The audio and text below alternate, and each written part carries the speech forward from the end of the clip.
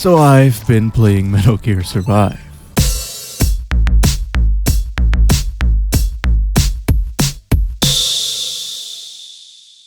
Despite everything, I tend to look back at Konami's library with feelings of fondness, cause to me, they always were the weird experimental cult classic art games company. Anything from Never Dead, all of the Silent Hills, Time Hollow, Hybrid Heaven, and Shadows of Destiny, to even the big hitters like Metal Gear and Castlevania, were all much more experimental and strange titles than people often give them credit for. I mean, MGS2's control scheme alone, with the exuberant amount of sensitivity-based gun control and crit-lock sneak movement, is something worth assessing, as it's not actually a control scheme used in anything else, and yet it's perfect for the two games that it's used in. Plus, Konami had loads of creative talent working there, like Junko Kawano of Suikoden and Shadows of Destiny and Time Hollow fame, all of Team Silent obviously, and of course, the man, the meme, the myth, Hideo motherfucking Kojima. His departure may have seemed like a coup d'etat mutiny of the scope of which we have never seen before, but fact of the matter is, he mostly just got fired for going way over budget, releasing a demo of a game without telling anyone for free,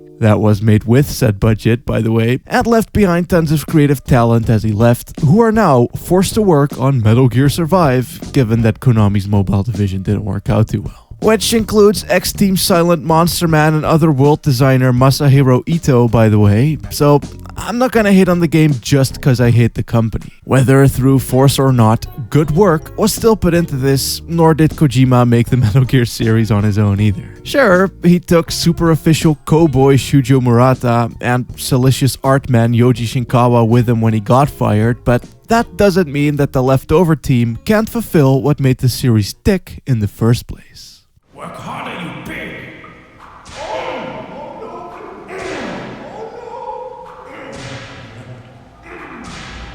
And for the first couple of hours, they actually do so quite well. We start off with a good 30 minutes of cutscenes with framing that references the briefings as seen in MGS1. Atmospheres are tense, voice acting is schlocky. And as Kiefer Mute Man and Angry Travis leave the base a burning at the end of Ground Zeroes, those left behind are taken in by the only actual real character that this game has, Agent Goodluck. I dig his design, I like his ambiguity, and I fuck with his name. And he, after much mysterious banter, forces your homemade player character Cute Girl into an alternate wormhole dimension where there are dusty zombies and character creator templates who act like they're real people. How cute. Now, with the game being made in the Fox engine, it plays and feels a lot like MGS5. In fact, I'd say that Survive overall feels more like an expansion pack or a surprisingly fleshed out game mode than a full-on game. Though, your moveset has been stripped down a tad, mainly because the only proper weapons what you have to your name are a pokey stick and some guns later on. All other melee weapons suck too much fuck for you to want to use them, and CQC is virtually non-existent. Think of it like this. You are a normal soldier now, so your character will play much like one, and ain't no big boss. In any case though, the first hour or so is really linear, with plenty of cutscenes and actual legit level design. It reminded me a lot of MGS1 or 2 and the like, and thus made me a happy boy. But then, eventually, you reach your base camp. And from that point onwards, the game became somewhat similar to Don't Starve or a single-player story-driven Rust, meaning that once you trek out into the map, it is to go and look for food and drink and materials to craft shit with, like a crockpot or a campfire to cook said food with, kill some dudes, but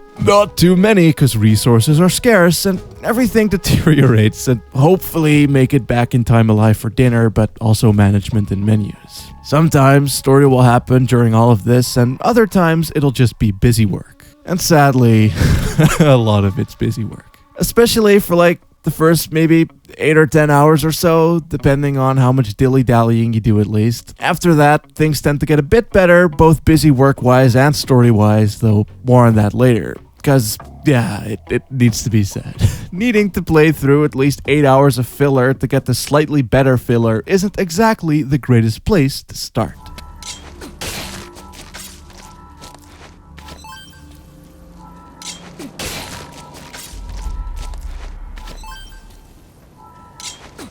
Excitement. So, you may all be wondering, what the fuck is all of this shit surrounding your character? Well, the glowing circle is your stealth ring that shows an enemy's whereabouts through its directional thickness. These two bars represent your health and stamina, the silver one being Stan, which depletes as you crouch, climb, fight, run fast and jump and fills back up as you chill, and the orange or bronze one is HP, which works like HP. However, both your max health and Stanny-Man are dependent on how full your hunger and thirst are respectively, as helpfully displayed by these percentages next to your always online reminder of doom. As one would expect, these will deplete constantly, even when in menu, or while standing still, or while listening to a fucking tape! Me and some others constantly try to intervene, but it's just like adding fuel to the fire. And fill back up again by eating or drinking. Now, if you've ever played The Sims, or any of the harder DayZ servers, Minecraft, or pre-released versions of Don't Starve, then you too will know that these kinds of systems can get really fucking annoying in case of game balance bad. So naturally, Metal Gear Survive is balanced bad.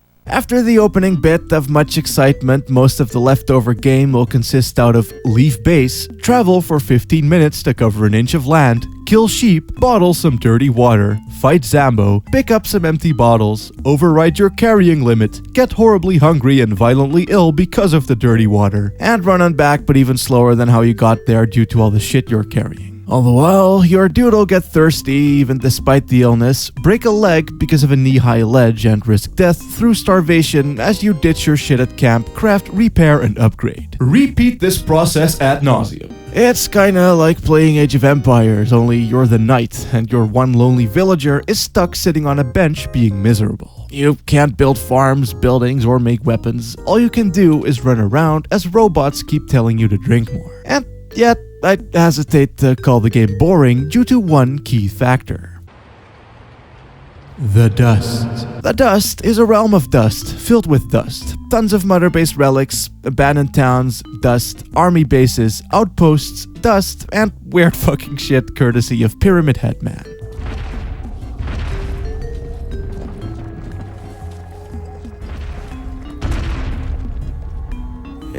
Yeah, shit's kind of awesome. Here, to me at least, the simple act of wandering and picking up junk as your shit depletes went from being boring and tedious busy work to atmospheric and legit quite spooky tedious busy work. Though, there is one last UI element that I have left unmentioned. One icon to rule them all. Keep an eye on your remaining oxygen.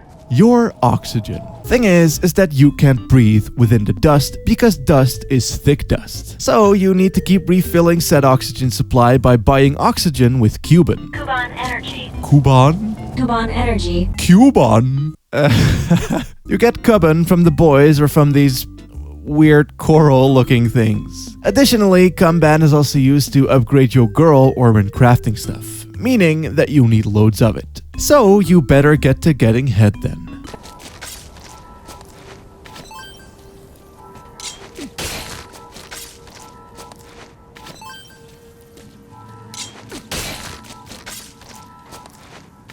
You've probably seen some footage of this before, but dealing with these guys is kinda dumb. Some are pretty cool, like these little plant dudes who hide in bushes to grab your legs, or these scary as fuck spider guys.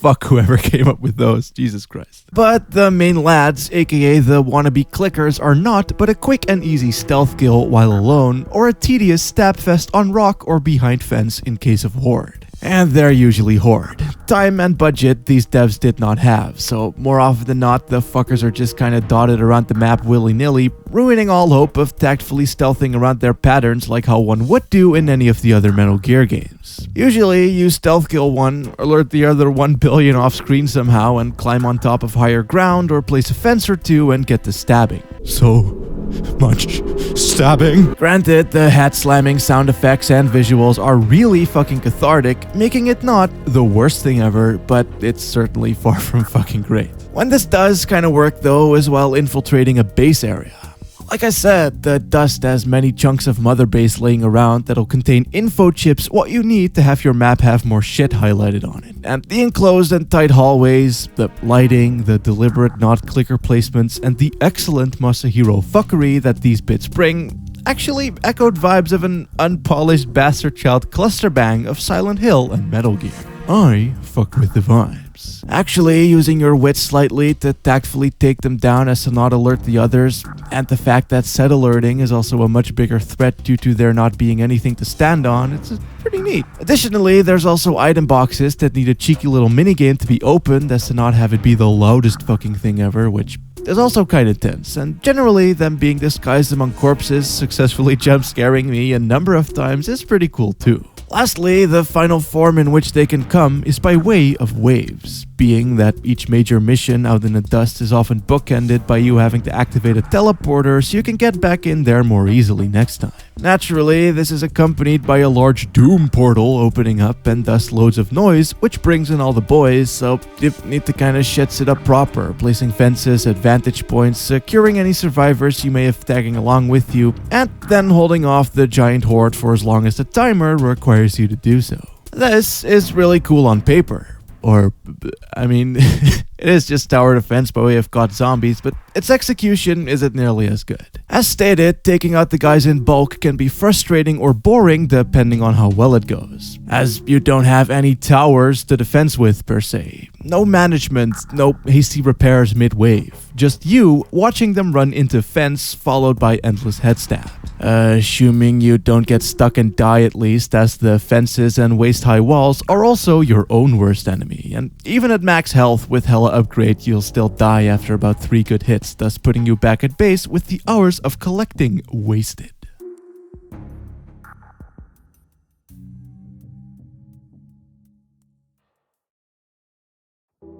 After hours of what is essentially tepid grinding and farming, the game will develop a rather nice flow.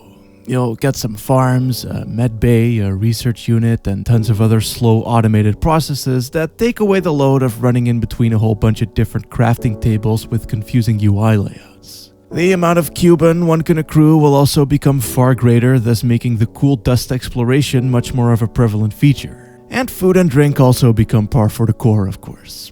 Is it still repetitive?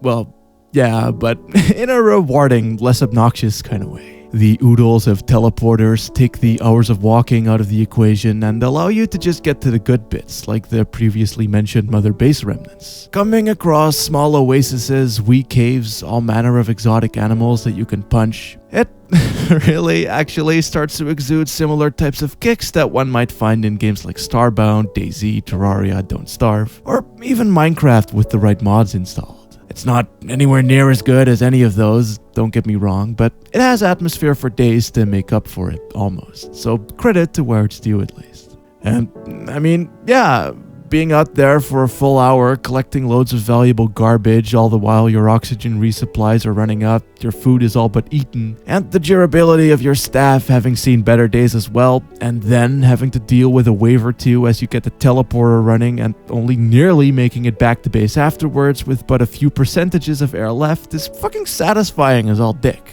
A big reason for that is the fact that dying will set you back to base from way before you left, meaning that said entire full hour would have been wasted, and yeah, that does suck ass design-wise and is pretty cheap, but it also isn't really any cheaper than the safe bollocks of old RE games or whatever the fuck Dark Souls' deal is, so I'm giving it a pass.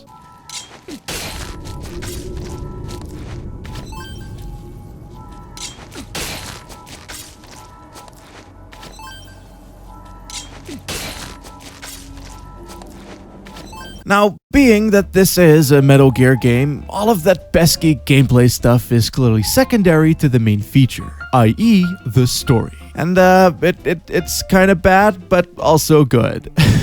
Like, imagine if the writers of RE4 wrote a Metal Gear Solid game. That's kinda what this is. Big zombies, big plot twists, big robots, and big voice acting, with the pretense of it still being a Kojima title, but then their budget ran out, so there's also a bunch of codecs. The story is essentially about Agent Goodraku. He is the leader of the Charon Corps, a militia thingy specializing in researching the evil demon energy and harvesting resources from it. But the team who got sent in, which included everyone but him, mind you, mysteriously died and or disappeared, leaving their base camps deserted. Which is where you come in. You are dead, but also not really, as you have special powers that allow you to regenerate because nanomachines, son. And so you are now the captain, and are forced into the wormhole by Gutluck in order to clean up his mess and save those stuck. Which includes Reeve, aka character creator character number 30, who is a generic jarhead kinda guy down to war, a nurse who is a nurse down to cure, a small child who is a techno whiz kid and thus down to kid, a funny man who is a funny man, and finally a pupa AI core called Virgil89, who is essentially this game's Colonel Campbell or Miller. So, the person who tells you to do stuff, pretty much. It has a split personality, and is also a robot, thus not understanding human emotion, leading to many laughs. It's going to be a long road, but remember, Captain, a journey of 1,000 miles wasn't built in a day. I think the expression is either a journey of 1,000 miles begins with a single step, or Rome wasn't built in a day. They all suck dick, pretty much. There's a few moments where they're almost people, like how when Reeve is all like, "Fuck the mission," but then goes and does shit anyway, like, "Fuck the mission, but I'll do it for you, mute gray-haired lady I met only an hour ago." And there's also hella plot twists that tie it together with the phantom pains in the cutest and dumbest, most bestest possible way. What with voice acting that sounds like this, at least. Wait, you said Seth? So he is involved with this? Where is he? Tell me! They're all badly written character creator people, which, yeah, that does show, but they're still a neat ragtag group of stupid idiots. I mean, just fucking look at these assholes. Sadly, the plot is barely even there for most of the entire game. It has mysteries like Gutluck's ambiguity and also some rather grand spectacle bits, but for the most part, the constant codecking only serves to tie all of the random repetitive missions together, like, "Hello, I am a robot. Yo yo yo yo yo yo yo." And then Reeve is all like, "But the kid and the war." And then the kid is all like, "I'm one of the African child models from the Phantom Pain that they shamelessly reused." And that's it. It kinda sucks, cause I would've liked more all-out schlock. Though, on the other hand, this does make the leftover schlock feel like more of a reward in a way. I'd also be lying if I said that I wasn't invested either way.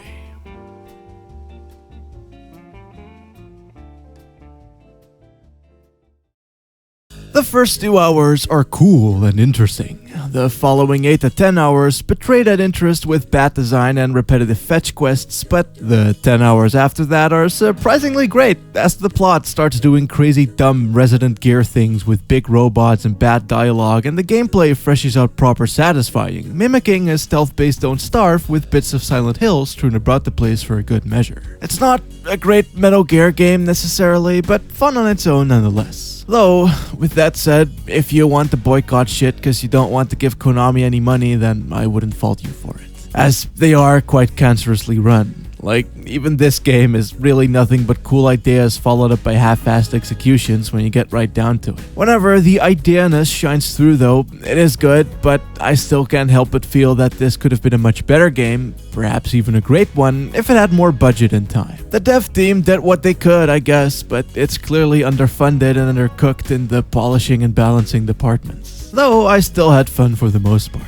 More bits of boredom that I would have liked early on, but once it comes into its own, it's really not a bad time at all. Honestly, I feel like that if you can jive with Monster Hunter or the post-game missions of Peace Walker or all of Portable Ops and you would like to see that, but done scary, then you'd probably dig it too, given that you can get past its ruggedness. Hate Konami, but don't hate the game, is what I'm trying to get at here. It's not its fault, or that of the people that made it, that its publisher is run by human rights ignoring, employee blackmailing, not proper crediting trash bags, which Kojima was a part of for years as a proper board member, mind you, so yeah. Take all of this for what you will, I guess.